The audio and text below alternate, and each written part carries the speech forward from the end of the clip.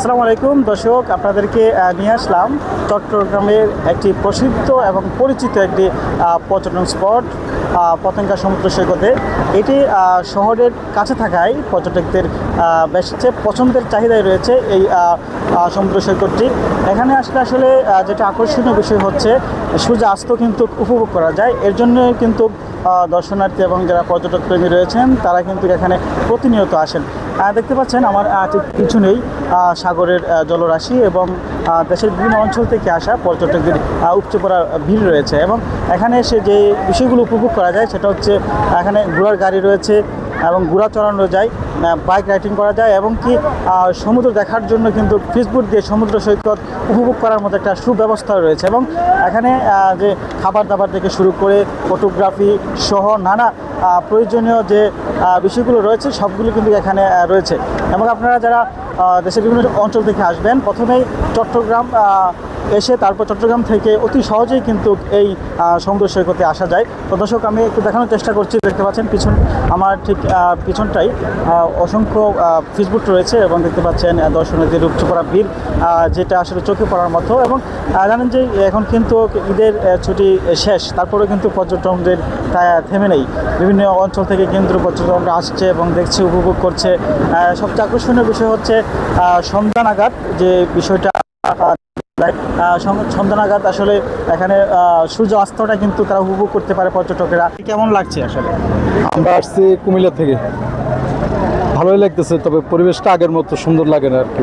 আগে যেমন বিচের পাড়ে দিয়ে বালু দিয়ে এসব রাইডার চলানো যাইতো, এখন এগুলো চালানো যায় না পানি বৃদ্ধির কারণে। অন্যান্য দর্শকদের উদ্দেশ্যে কী বলবেন আসলে ঘোরার জন্য হলে একটু বিনোদনের জন্য আসলে ভালো লাগবে, এটুকু বলবো। এখানে আসলাম পতেঙ্গা সমুদ্র সৈকতে। জায়গাটা খুবই মনোরম এবং আকর্ষণীয়। এখানে ফ্যামিলি নিয়ে সপ্তাহে মাসে 1-2 বার আসা দরকার। ভ্রমণ পিপাসু মানুষেরা যদি এখানে আসে, ভ্রমণ যেমন মানুষের জ্ঞান আহরণের একটি মাধ্যম এবং এটাতে অনেক অভিজ্ঞতা, এবং আমি মনে করি সকল ফ্যামিলি, সকল পরিবারের সকল সদস্যরাই আসা উচিত। তাদের ফ্যামিলিদেরকে সময় দেওয়া উচিত। ভ্রমণ পিপাসু মানুষদের এখানে আসা একান্তই বাঞ্ছনীয়। একজন ক্যামেরা পার্সন, এখানে যে ছবি তোলেন প্রতিদিন, কেমন টাকা ইনকাম করেন এবং এই ইনকাম দিয়ে আপনার চলে কিনা? আলহামদুলিল্লাহ, এখানে যে আগের তুলনায় কাজটা একটু আমি ফোন আগে মনে, এখন নর্মালে 500-700 টাকা থাকে সব খরচ বাদ দিয়ে। কারণ এখানে তো নিজস্ব ক্যামেরা মালিক দেওয়ার পরে আমাদের টাকা থাকে না। এগুলো কাউকে ট্যাক্স দিতে হয় না আমাদের। এটা আমরা মালিক, এখানে মালিক আছে, মালিকের থেকে আমরা নিয়ে আমাদেরকে দিচ্ছে। আমাদের শতকরা আকর্ষণটা কি ভাইয়া? আসলে এই যে দেখতেছেন আকর্ষণটা এইটাই, তাছাড়া তো দেখার মতো আর কিছু নাই। এই পতেঙ্গা সি বিচে সৌন্দর্য এইটুকুই। বিচটা এই দেখতেছেন যে ভাট বলে একটু নিচে নামলে আর একটু সুন্দর দেখা যায়।